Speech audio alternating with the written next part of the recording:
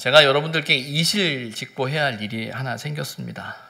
다른 게 아니라 우리 교회 그 사무실 앞에 보면 배롱나무가 있습니다. 이 배롱나무 옆에는 예전에 그 노란 꽃이 피는 나무가 있었어요. 이게 죽단화인지 황매화인지 모르겠는데 노란 꽃이 피는 이제 그 나무가 있었거든요.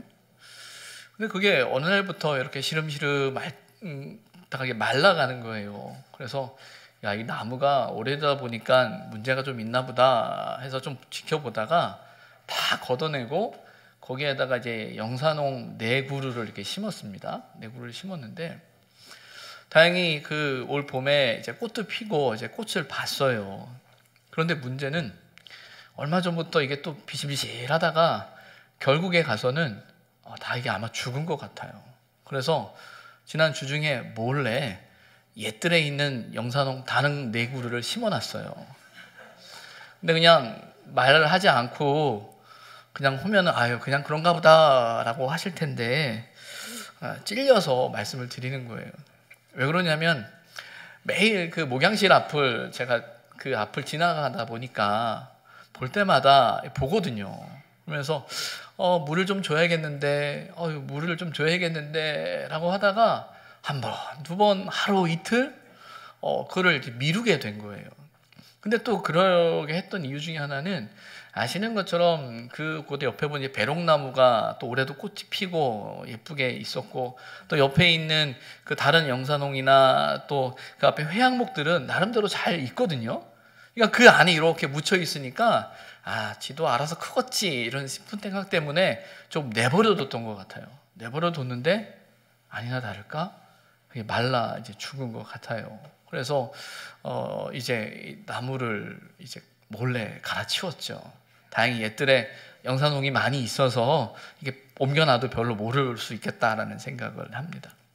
근데 그 나무를 옮겨 심으면서 물론 우리 목사님들 또 우리 교우께서 오셔서 이렇게 또 수고해 주셨는데 이런 생각이 들더라고요. 우리도 어떤 면에서는 각자가 나무 한 그루를 또 내면에 영적인 나무를 아마 심고 있는 것 같고 그 나무를 키우고 있는 사람들인 것 같은데 우리가 키우는 나무는 건강한가라는 생각이 좀 들어요.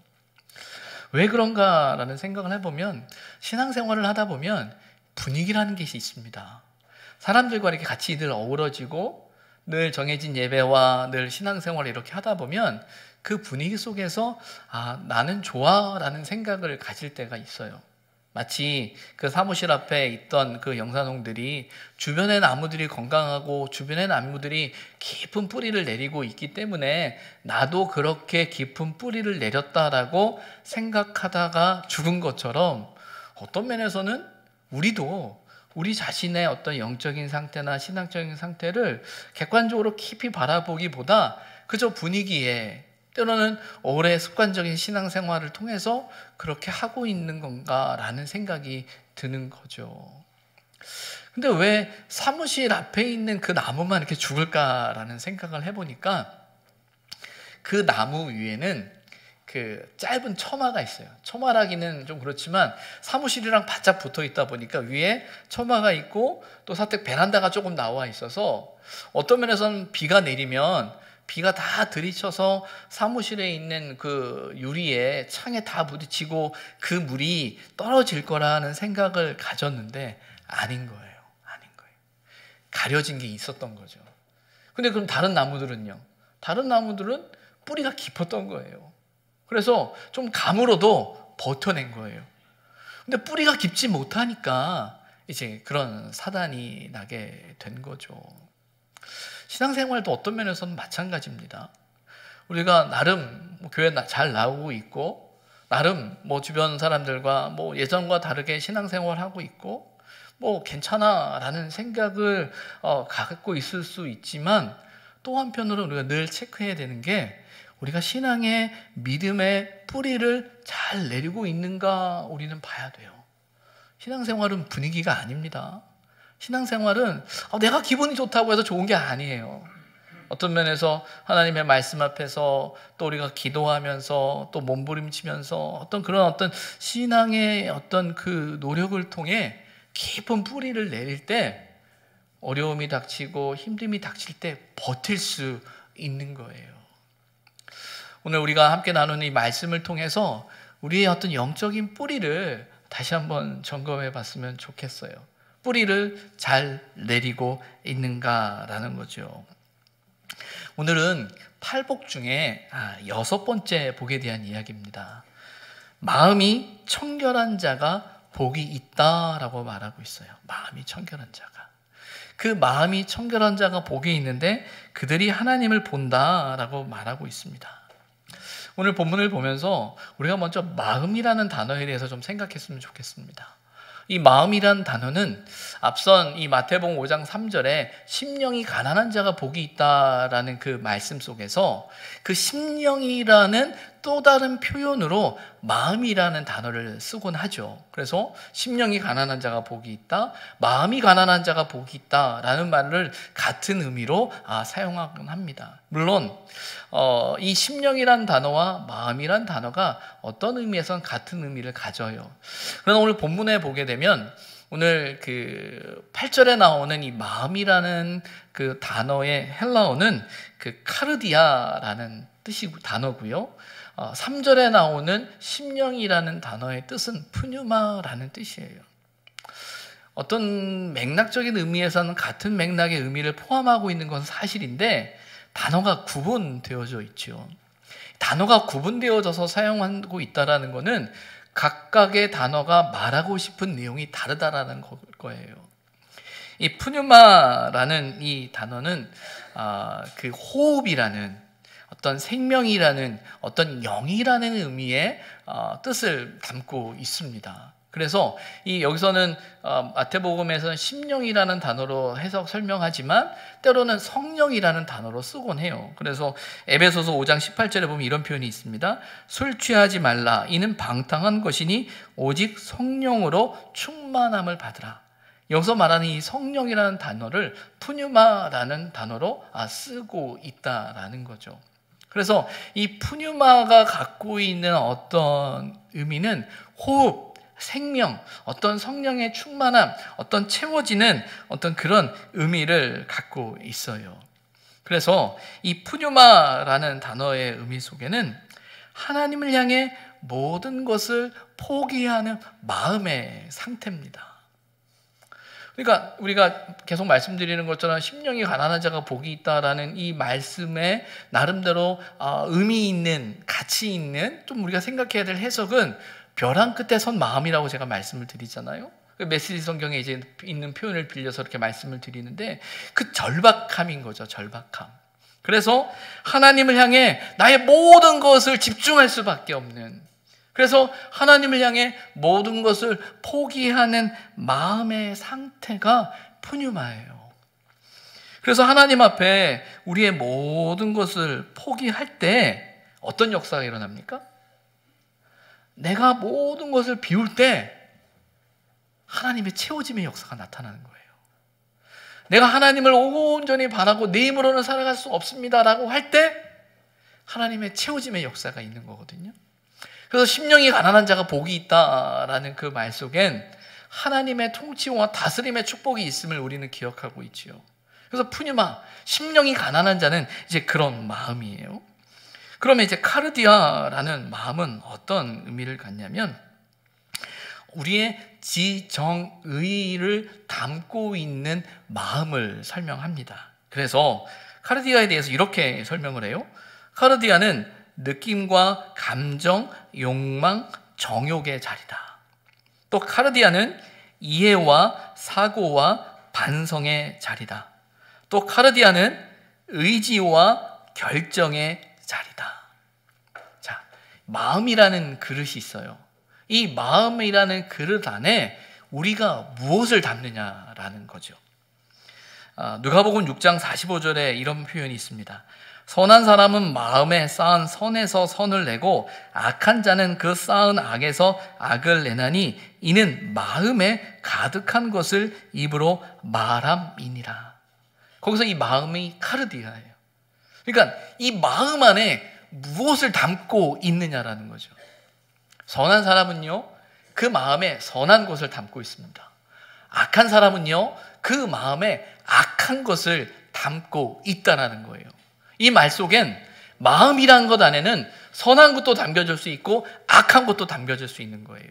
그런데 중요한 건 선을 담느냐 악을 담느냐의 부분에 있어서 선택이 우리의 몫이라는 거예요. 그래서 여기서 이 마음이다라는 의미가 갖는 건 의지적인 선택, 마음의 중심이라는 의미가 담겨져 있죠. 그래서 잠언 4장 23절에 보면 우리가 유명한 말씀인데, 무릇 지킬 만한 것보다 더욱 내 마음을 지키라, 생명의 근원이 이에서 남이라 라는 말씀이 있어요. 마음을 지켜야 된대요. 그 이유는 우리 마음에는 선한 것도 담겨질 수 있고 악한 것도 담겨질 수 있기 때문에 우리 마음을 잘 지켜내야 한다라는 거죠. 그래서 이 카르디아라는 이 단어 속에는 하나님을 향해 우리의 모든 것을 드리는 마음이에요. 그러니까 카르디아라는 우리 마음의 상태는 하나님 앞에 내가 어떤 것을, 무엇을 드리느냐라는 거예요. 푸뉴마는 하나님을 향해 우리의 마음을 포기하고 내려놓은 것이라고 하면, 카르디아는 하나님을 향해 우리의 모든 것을 드리는 의지적인 노력이 담겨진 마음의 상태를 이야기하고 있지요. 그런데 하나님을 향해 우리의 모든 것을 드려질 때 깨끗해지는 거예요. 비워지는 거죠. 어떤 면에서 하나님을 향해 모든 것을 포기하고 내려놓은 마음 안에 하나님으로부터 채워짐의 은혜가 있고요. 또 하나님을 향해 우리의 모든 것을 드리고자 하는 의지적인 노력을 통해 또 하나님의 은혜를 덧입어서 그렇게 살아가고자 하는 삶의 자리를 통해 비워짐의 역사, 깨끗해짐의 역사가 나타나는 거예요. 그 마음을 이야기하고 있어요. 그런데 그 마음이 청결한 자가 복이 있다. 그 마음에 무엇을 담은 자가 복이 있느냐라는 거예요. 여기서 청결이라고 이야기하죠. 청결이라는 이 카타로스라는 단어는 말 그대로 청결이라는 표현이 갖고 있는 깨끗한, 순전한이라는 의미를 가지고 있습니다. 그런데 이 단어가 가지고 있는 어떤 또 하나의 의미 중에 하나는 하나님 앞에 드려지는 제물이라는 의미가 있어요. 제물. 하나님 앞에 제사를 드릴 때 하나님 앞에 그 드려지는 제물의 상태는 어떠해야 합니까? 순전해야죠. 온전해야죠. 부정함이 없어야 되는 거예요. 그럼 여러분, 이 부정함이 없다라는 의미가 갖는 뜻 중에 하나는 뭐냐면요, 섞이지 않은이라는 뜻이 있어요. 그러니까 혼합되어지지 않은. 레위기 19장 19절에 보면 이런 표현이 있습니다. 하나님의 백성이 하나님 앞에 나아감에 있어서 하나님의 백성은 육축을 다른 종류와 교합시키지 말며 밭에 두 종자를 섞어 뿌리지 말고 두 재료로 직조된 옷을 입어서는 안 된다. 어찌 보면 혼합에 대해서 부정적인 것으로 이야기하고 있는 거예요.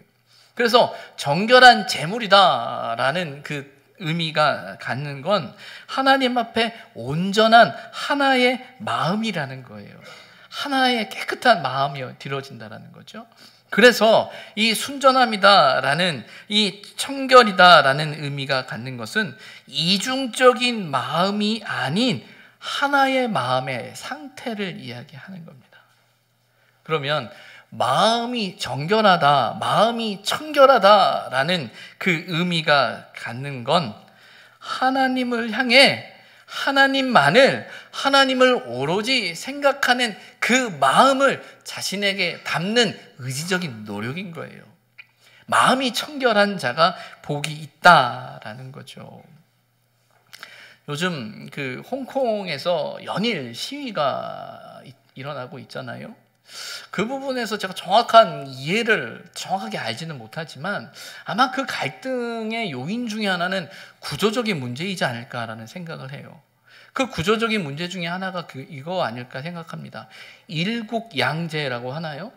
하나의 나라에 두 가지 체제가 이제 존재하는 거죠. 그러다 보니까 그 갈등이 그 안에 내재되어 있는 거예요. 나라는 하나인데 그 안에 두 개의 시스템이 존재하면서 서로 양해하고 이해하고 수용하면서 간다라고 하는데, 문제는 어느 순간 갈등이 일어나겠죠.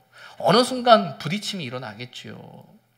아마 그런 맥락에서 이 홍콩의 문제가 있지는 않은가라는 생각을 이렇게 생각해 보게 돼요. 성경에도 보게 되면 마태복음 6장에 한 사람이 두 주인을 섬길 수 없다라고 이야기를 하고 있습니다. 한 사람이 하나님과 재물을 함께 섬길 수 없다라는 거예요. 하나님께서 우리를 향해서 바라보시는 그 청결이라는, 깨끗함이라는, 그 순전함이라는 그 의미는, 정말 여러분이 목욕탕 가서 깨끗이 씻고 내가 흠이 없는 어떤 그런 깨끗한 외모, 깨끗한 어떤 상태보다, 물론 그런 의미도 포함되어져 있지만 더 중요한 건 하나님을 향한 온전한 그 마음의 상태, 하나님을 향한 우리의 중심을 이야기하고 있는 거죠. 그래서 시편 119편 113절엔 이런 표현이 나옵니다. 내가 두 마음 품는 자들을 미워한다라고 되어져 있어요. 두 마음을 품는 자들을 미워한다라는 거죠. 그래서 이 하나님 앞에서 온전히 서지 못하는, 하나님을 향해 온전히 서지 못하는 마음을 미워하신다라는 거예요. 그러면 마음이 청결한 자는 우리 마음의 그릇에, 이 마음의 그릇에 하나님을 향한 온전한 마음, 하나님만을 신뢰하고 의지하고 바라보는 그 마음을 가진 사람이 복이 있다라는 거죠. 그러면 그런 사람에게 어떤 복이 있습니까? 오늘 성경을 보게 되면 그가 하나님을 볼 것이다 라고 말하고 있어요. 하나님을 본다라는 의미가 어떤 의미입니까? 시편 24편 3절과 4절에 이런 말씀이 있습니다. 여호와의 산에 오를 자 누구며 그의 거룩한 곳에 설 자가 누군가? 여호와의 산에 오를 자, 그의 거룩하신 하나님의 임재하심 앞에 있을 사람이 누구냐라고 할 때 성경은 이렇게 말합니다. 손이 깨끗하며 마음이 청결하며 뜻을 허탄한 데 두지 아니하며 거짓 맹세하지 아니하는 자로다. 손이 깨끗하고요, 마음이 청결하며 뜻을 허탄한 데 두지 아니하는 그 사람, 거짓 맹세하지 않는 그 사람이 복이 있다. 하나님 앞에 서는 사람은 깨끗한 사람, 뜻을 정하는 사람, 하나님 앞에 거짓이 없는 그 사람은 하나님 앞에 서게 된다라는 것입니다. 하나님을 본다라는 것, 어떤 면에서 오늘 우리가 불렀던 천국에 대한 소망을 노래했던 그 찬송가 가사처럼 마지막 때에 하나님을 본다라는 종말론적인 우리 신앙의 고백이 있습니다. 저와 여러분은요, 마지막 때에 하나님을 본다라는 소망을 가지고 살아야 합니다. 그런 종말론적인 믿음이 우리에게 필요해요.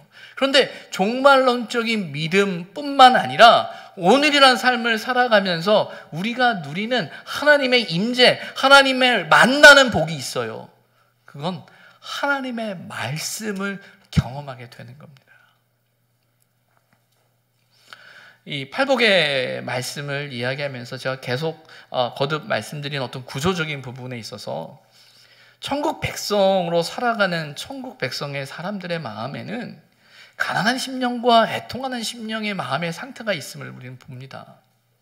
그 가난함 가운데도, 그 애통함 가운데도 우리가 살아갈 수 있는 건 하나님의 온전한 통치와 위로, 다스림의 역사를 우리는 믿기 때문이죠. 그러니까 하나님이 계시는 거예요. 하나님이 역사하시는 거예요. 하나님이 위로하시는 거예요. 그러니까 그 믿음으로 살아가며 우리의 삶의 자리에 온유함이 나타난다고 말씀드렸고요.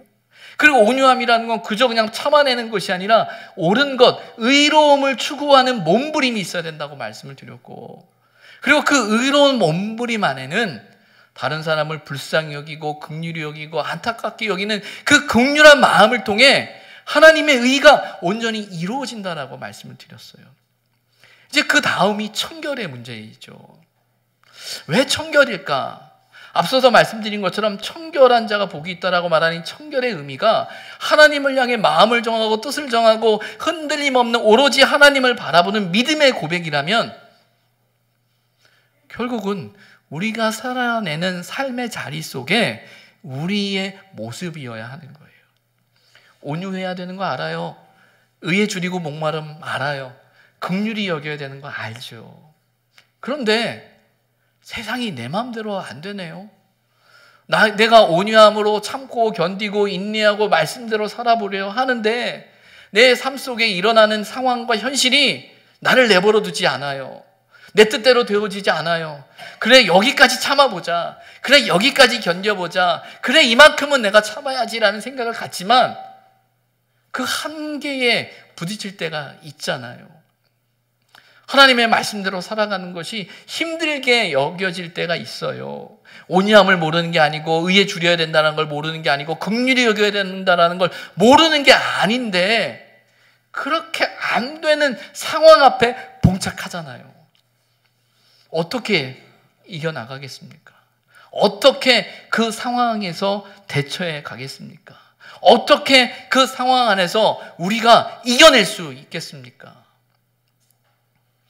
마음이 청결한 자가 복이 있다는 건 그런 많은 문제와 상황 앞에서 그가 포기하지 않는 거예요. 그가 안 돼라고 내려놓지 않는 거예요. 그럼에도 불구하고 그 말씀을 붙드는 거예요. 여러분, 누가 하나님의 말씀을 경험할까요? 도대체 누구에게 말씀의 역사가 나타날까요? 도대체 누가 하나님을 만날까요? 하나님을 만나고 싶어하는 사람이 만납니다. 하나님의 말씀을 붙드는 사람이 말씀의 역사가 나타나는 거예요. 말씀을 의지하는 사람이 말씀의 역사를 경험하게 된다는 거예요. 그러면 마음이 청결한 자가 복이 있나니 그가 하나님을 본다라고 할 때 그 본다라는 개념은요, 말씀을 붙들고 의지하고 하나님의 말씀대로 살아가기 위해 그의 마음을 정하고 흔들림 없이 살아가는, 아니 흔들려도 넘어지지 않고 말씀을 붙들고자 하는 그 사람의 삶의 자리 속에 하나님의 역사가 나타나는 거예요. 하나님 일하심을 경험하게 되는 거예요. 그러면 그렇게 믿음으로 살아내는 그 삶의 자리 속에 경험되어지는 하나님의 말씀, 정말 이게 하나님의 말씀이구나, 하나님의 뜻이 이거구나 라는 것을 경험할 때 어떠시겠어요? 하나님 계시구나, 하나님이 역사하고 계시는구나, 하나님이 일하고 계시는구나, 내가 포기하려고 했는데, 이건 도대체 못할 거라고 생각했는데, 이건 안 될 거라고 생각했는데, 그럼에도 불구하고 하나님의 말씀을 붙들고 살아내는 그 삶의 자리 속에 역사하는 하나님의 역사가 있구나 라는 사실을 깨닫게 되는 거죠.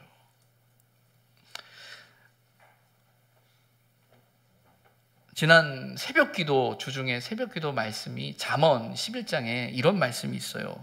11장 1절에 이런 말씀이 있습니다. 속이는 저울은 여호와께서 미워하시나 공평한 추는 그가 기뻐하시느니라 라는 표현이 나와요. 제가 새벽 예배 말씀을 이렇게 새벽 예배 늘 인도하고 말씀을 묵상하다가 보면 가끔씩 주일 말씀이라는 게 연결되어질 때가 이제 종종 있어요. 이 잠언 11장의 말씀도 오늘 본문의 말씀과 상당히 많은 같은 맥락을 갖고 있다라는 생각을 가져요. 속이는 저울은 여호와께서 미워하신대요. 근데 여러분, 저울이라는 단어와 속인다라는 단어는 사실은 어울리지 않는 단어잖아요. 왜? 저울이라는 건 있는 그대로를 나타내고 표현하는 도구잖아요. 근데 그게 속인대요. 속이는 저울이래요. 그럼 뭔가 부정한 거예요. 하나님이 이를 미워하신대요. 그런데 공평한 추는 하나님이 기뻐하신대요. 어떤 거죠? 있는 그대로의 사실을 그대로 나타내는 그 추를, 그것을 기뻐하신다. 그래서 잠언 11장에 나오는 표현 중에 하나가 뭐냐면 공의와 정직이거든요. 공의롭게 정직하게 행해야 한다. 그러면서 잠언 11장 20절에 이런 표현이 나옵니다. 마음이 굽은 자는 여호와께 미움을 받아도 행위가 온전한 자는 그의 기뻐하심을 받느니라. 마음이 굽은 자는 하나님께서 미워하신대요. 하지만 행위가 온전한 사람은 그의 기뻐하심을 받는다라고 되어져 있어요. 물론 마음이 굽다라는 이 굽다라는 단어는 오늘 본문에서 이야기하고 있는 청결이라는 단어와는 조금은 다른, 그러니까 물론 대치되는 의미이지만 조금 정반대적인 의미만은 아니에요. 그냥 이 마음이 굽다라는 건 사납고 거친 어떤 그런 상태를 의미하는 거예요. 그런데 어떤 면에서 보게 되면 이 마음의 청결과 마음의 구분이라는 의미는 나름의 맥락을 같이 하는 거예요. 하나님 앞에서 믿음으로 살아갈 때 온전한 마음으로, 순전한 마음으로 살아내는 건 단지 우리의 자신의 이익과 감정과 상황에 대한 상태에 우리가 집중하는 게 아니라 어떤 상황에도 하나님을 신뢰하고 믿기 때문에 그 말씀을 붙드는 마음의 모습이거든요. 근데 마음이 굽는 건 뭐냐면 그런 상황에서 나의 이익이 앞서는 거죠. 내 감정이 앞서는 거죠. 내 감정과 상태와 상황에 앞서서 움직여지는 그 마음이 굽은 것을 하나님은 미워하신대요. 하지만 그럼에도 불구하고 온전한 행위를 가지고 살아가는 그 사람은 기뻐하신다. 그리고 11장, 잠언 11장의 결론을 이렇게 이야기해요. 보라, 의인이라도 이 세상에서 보응을 받겠거든 하물며 악인과 죄인이리요. 그 잠언 기자의 결론은 이겁니다. 의인은 보상을 받게 되고 악인과 죄인은 보응을 받게 된다라는 거예요. 하나님이 반드시 보상하신다라는 거예요. 악인에게는 보응하신다라는 거예요. 물론 우리의 신앙의 출발은 하나님의 보상하심과 보응하심에서 출발하는 게 아니에요. 전적인 하나님의 은혜로부터 시작되어진 우리의 신앙이지만, 그러나 그 신앙의 자리에서 믿음을 지키며 살아갈 수 있는 이유 중에 하나는 하나님이 마지막에 보상하신다라는 거죠. 갚으신다라는 거죠. 결코 잊지 않으신다라는 거죠. 보고 계신다라는 거예요. 그러면 마음이 정결한 자가 복이 있다. 마음이 청결한 자가 복이 있다. 하나님 앞에서 마음을 정하고 뜻을 정하고 생각을 정하고 하나님의 말씀대로 살아가기 위해서 몸부림치는 그 사람이 복이 있는 건 그가 믿음으로 살아낼 때 그 믿음의 끝자리에 하나님의 역사하심을 경험하는 거죠. 그래서 복이 있는 거예요. 저와 여러분 가운데 그런 복이 있었으면 좋겠어요. 우리가 믿음으로 견뎌내는 그 삶의 자리 속에 하나님의 말씀의 역사, 하나님의 응답의 역사, 하나님의 임재의 역사, 하나님의 위로하심의 역사가 있었으면 좋겠어요. 물론 쉽지 않을 겁니다.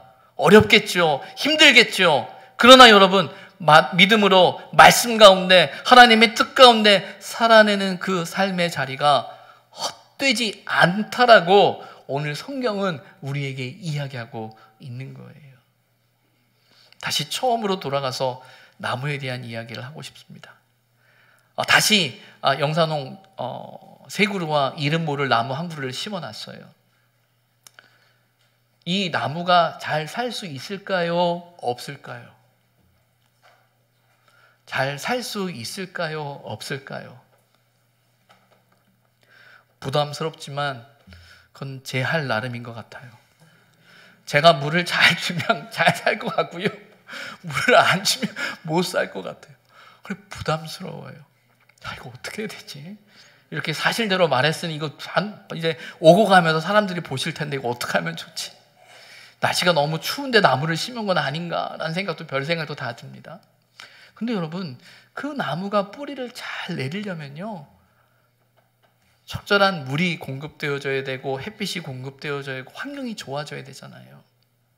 저와 여러분의 영적인 상태도 맞습니다. 똑같아요. 하나님 앞에서 말씀과 기도와 하나님 앞에서의 건강한 영적인 공급이 없이는 결코 뿌리 못 내려요. 내 옆에 있는 나무들이, 내 주변에 있는 나무들이 다 건강하니까 겉은 비슷하게 보이니까 똑같다고 생각하면 오산이에요. 우리의 영적인 뿌리, 그 깊은 뿌리를 내려야 되거든요. 그러려면 하나님의 말씀 앞에 쓰셔야 됩니다. 기도해야 합니다. 그래야 하나님 말씀을 알지요. 그래야 하나님 뜻 알지요. 내 마음이 하나님의 말씀으로 영적인 노력으로 채워지지 않으면 거기에는 우리의 생각이 채워져요. 우리의 감정이 채워져요. 우리의 상황이 채워져요. 우리의 환경이 채워져요. 그렇게 되면 어떻게 되겠습니까? 우리의 마음대로, 상황대로, 형편대로, 우리의 처지대로 살아가게 돼요.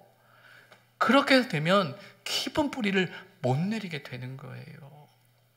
바라기는 하나님께서 저와 여러분 가운데 청결한 심령, 마음이 청결한 자의 복을 허락해 주시기를 소망합니다. 그리고 그 소망이 저와 여러분의 소망이 되고 기도의 제목이 된다면 하나님 앞에 엎드릴 수 있는 은혜가 있기를 소망합니다. 내가 이렇게 살아야 더 잘 살 수 있지? 아니요. 그렇게 살아야 말씀대로 살아낼 때 그 마음과 심령과 영혼을 하시는 하늘의 은혜를 우리는 경험하게 되는 거예요. 하나님을 만나게 되는 거예요. 살아계신 하나님을 만나는 은혜가 저와 여러분 안에 있기를 주님의 이름으로 부탁을 드립니다. 기도하겠습니다.